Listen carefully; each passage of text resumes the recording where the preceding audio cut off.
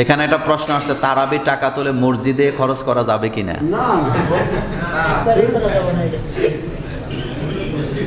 এটা করেন আপনারা? করেন? মসজিদ কি গরিব? মসজিদ কার ঘর? এটা করবেন না। হ্যাঁ, তরিকা শিখাই দিই, শোনেন। মসজিদের উন্নয়নের জন্য টাকা তুললে দুই ভাগে তুলবেন। তারাবি নামাজের জন্য টাকা, তারাবি নামাজের জন্য টাকা না, টাকা হলো হুজুর যে কষ্ট করে আপনারা তারাবি পড়াইছে, আপনি তার একটা হাদিয়া দিলেন, এই তো কথাটা। তো এটার জন্য টাকা তুললে আপনি মসজিদে কেন দিবেন? এটার ব্যাখ্যাটা কি? এটা করে কেন জানেননি? বেশি টাকা দেখে যখন কমিটির মাথাটা খারাপ হয়ে যায়, এত টাকা হুজুরে নিয়ে যাব। এই যে হাফেজ সাহেবরা এত কষ্ট করে নামাজ পড়াইতেছে, মুসল্লিরা মূলত হাফেজ সাহেবদের কষ্ট দেখে টাকাটা দেয়, মসজিদ কমিটির চেহারা দেখে টাকা দেয় নাই। কথা কি সত্য? তো যখন দেখছে বেশি টাকা হয়ে গেছে, কমিটি হুজুররা এত টাকা নিয়ে যাবে, তখন এই বাঘ বসায়। তখন কি বসায়? তো রোজার বাইরে আপনি তারাবি করে টাকা তুলেন না, আপনারা দেয়নি কেউ 10 টাকা।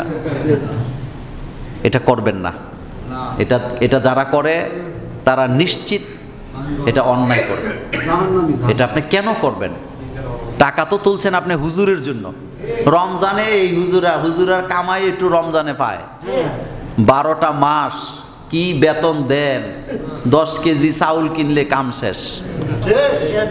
একদিনের বাজার হয়নি, কত হয়? তো হুজুরা চলে কেমনি? আল্লাহ চালায় দিকে চলে আর কি। এজন্য অনেক টাকা উঠছে, এটাতে ভাগ বসায়েন না। এটা সমস্ত কমিটির জন্য আমি বলবো, এই কাজটা করবেন না।